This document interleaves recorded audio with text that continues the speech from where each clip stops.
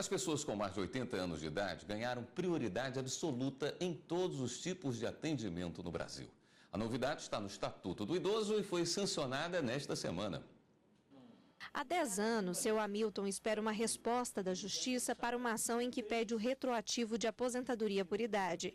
Ele conseguiu se aposentar aos 70 anos e busca o retroativo, pois a legislação garante o direito de aposentadoria por idade aos 65 anos. A reclamação dos idosos é muito grande e faz muito tempo e o desrespeito é imenso. Agora, casos como esse terão prioridade de julgamento na Justiça. Nesta semana foram sancionadas mudanças no Estatuto do Idoso que dão prioridade ao atendimento de pessoas com idade acima de 80 anos. A Lei 10.741 de 2003 considera idosas as pessoas a partir de 60 anos e garante o direito de prioridade de atendimento no comércio, bancos e hospitais.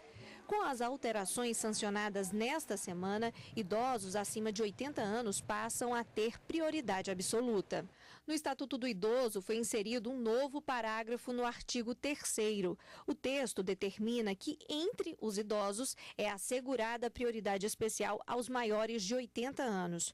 O artigo 71 foi outro que mudou. Ele determina tratamento privilegiado para maiores de 80 anos também no caso de processos na Justiça. No artigo 15, foi incluído o texto que garante preferência às pessoas acima de 80 no atendimento médico, com exceção dos casos de emergência.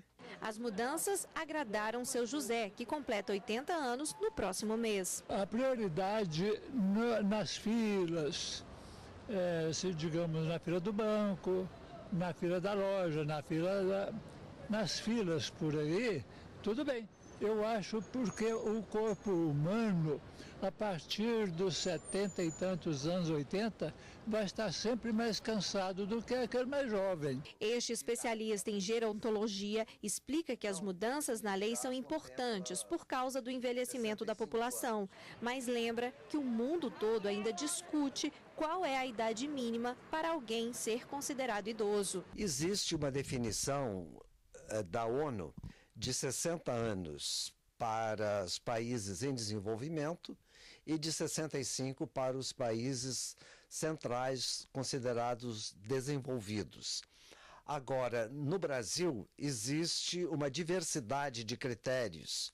Aos 60 anos, a prioridade, mas aos 65 é que se recebe o BPC, aos 65 que tem desconto no imposto de renda, aos 75 que é a aposentadoria compulsória. Então, nós temos uma diversidade também de critérios para considerar a pessoa idosa. E os municípios, às vezes, estabelecem também critérios, mas a norma geral é aos 60 anos. A sigla BPC, citada pelo professor de gerontologia, significa Benefício de Prestação Continuada. Trata-se de um recurso pago pelo governo federal para idosos e deficientes em situação de vulnerabilidade social. O BPC equivale a um salário mínimo mensal. Para falar mais sobre o assunto, eu converso com a coordenadora da Central do Idoso do Distrito Federal, defensora pública, Márcia Domingos. Doutora Márcia, muito obrigado por estar aqui no Jornal da Justiça. Imagina, o prazer é meu. Deixa eu continuar nesse assunto do BPC. Sim. O que o idoso deve fazer para ter direito a esse salário mínimo mensal? A quem se destina esse salário? Certo. Esse benefício veio para tentar acabar com aquela miserabilidade extrema que existia entre os idosos. Então, aquele idoso que tenha 65 anos e que ele tenha uma renda familiar inferior a 1/4 do salário mínimo, ele já tem direito a esse benefício que está previsto na Lei da Assistência Social. E ele é de extrema importância que ele não deixe os idosos ficar na mais absoluta miserabilidade. A quem o idoso deve procurar? O CRAS da localidade mais próxima da onde ele morar. O CRAS é? É um centro de referência da assistência social. Ele necessariamente tem que procurar o CRAS mais próximo da sua residência para poder pleitear esse benefício. E ele está presente em todos os estados do país? Sim, está presente. Sim. Um ponto levantado na matéria era essa diferença que tem a nossa legislação prevê 60 anos para a pessoa ser identificada como idosa, né?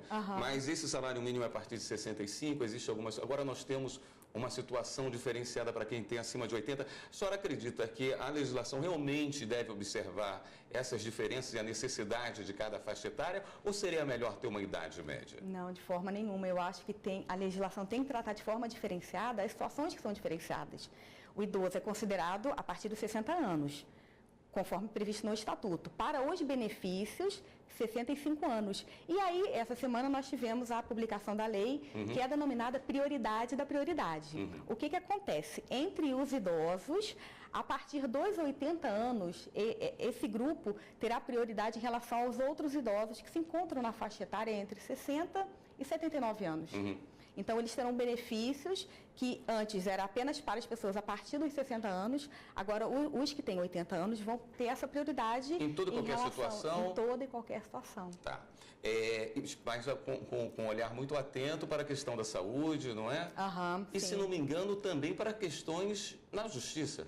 Sim, esses processos que envolvem essas pessoas com essa denominada prioridade especial, eles têm que ter uma tramitação mais célere do que as pessoas que têm agora a prioridade normal, entre a faixa etária dos 60 aos 79 anos. Então, as varas judiciais vão ter que se adaptar, como nós já nos adaptamos lá na Central Judicial do Idoso. Por quê? Porque nós atendemos idosos. E aí a gente tem que tratar de forma diferenciada essas pessoas que possuem 80 anos ou mais, para que ele tenha esse atendimento prioritário na hora que ele for procurar a central, na hora que ele tiver o seu caso analisado pela Justiça, analisado lá pela Defensoria Pública. Então, tem que ter esse olhar diferenciado por conta da lei. Apenas quando são autores? Não. Qualquer caso que envolve um idoso a partir dos 80 anos. Inclusive quando são acusados também? Inclusive quando são acusados. Vamos falar de abandono, que é sempre uma situação muito triste, mas que se faz necessário se falar quando se fala do direito dos idosos. A quem cabe a obrigação de cuidar? O Estado, familiares, a sociedade? Então, prioritariamente cabe à família, aos filhos cuidarem dos pais, da mesma forma que os pais têm o poder familiar dos filhos, têm a obrigação de prestar toda assistência moral e material em relação aos seus filhos, enquanto sob o poder familiar, os filhos têm o dever, isso está previsto no Estatuto do Idoso, o dever de prestar toda assistência material e moral para os pais na velhice. Eles não podem simplesmente abandonar e esquecer que eles têm os pais. Não, eles têm que prestar assistência e tudo que os pais precisarem. Inclusive, a gente lá na Central Judicial do Idoso também ingressa com as ações de alimentos quando é necessário, porque os filhos não podem deixar os idosos ao abandono. E, às vezes, eles não conseguem se manter com um salário mínimo ou o BPC, o benefício da prestação continuada, então é uma situação um pouco delicada. Quando os pais são colocados em asilos, isso configura abandono ou não? Então, assim, em tese, não. Porque eles estão colocando os pais nos asilos, nas instituições de longa permanência, que é o nome técnico, porque, em regra, assim, as instituições são preparadas. Primeiro, elas têm que ter registro no Conselho do Idoso, daqui do DF. Segundo, elas têm que ter uma equipe preparada, tem que ter nutricionista, enfermeiro, fisioterapeuta, para poder atender aquele idoso. Então, em regra, os filhos estão colocando os pais na instituição de longa permanência porque é mais benéfico para os filhos e principalmente para os idosos. Agora, não é porque colocou o pai ou a mãe numa instituição de longa permanência que tem que deixar ele lá, não.